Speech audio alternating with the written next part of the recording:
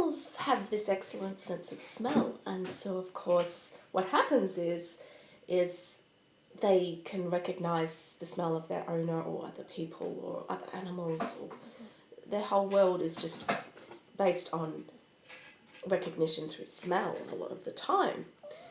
So what happens is, as humans, we're very visual, so we recognise someone as we hear their voice and see their face and their mannerisms and their characteristics. And well, when we look at the body, if we were just looking at a person without their skin on and just their musculoskeletal system as well as their liver and heart and vital organs, then we would actually not recognise that person. We could line up 100 humans, and would we recognise our mother?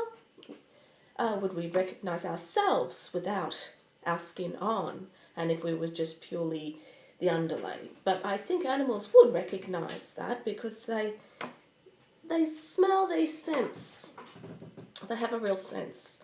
Whereas I guess we have constructed that we are what we can feel, what we can see, and when we think of what we are, we really have missed the point, because the idea that we're just a character. Look, our organs, they're vital. We need them for survival, but we don't characterise them, we don't personalise them, we don't say that I have a stellar liver, I have a stellar heart, I have a stellar brain, and I have a stellar artery, I have a stellar bowel. It's all very much, I have a stellar personality or face, or that's how we recognise me culturally. That's the construction. But I'm still my vital organs, and what happens in medicine is the vital organs are treated like a machine. And through that objectification now in popular culture, I think we think of ourselves less as ourselves, but more like machine.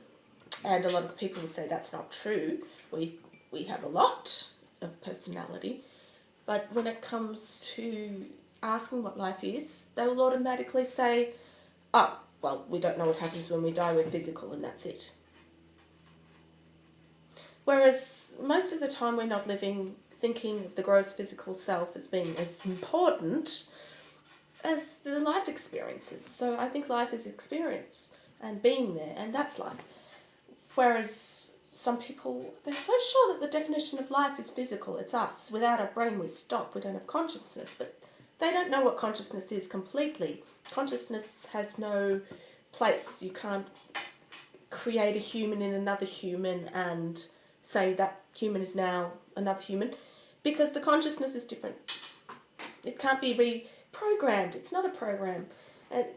It's why we as physical selves are really sort of tricking ourselves about who we are.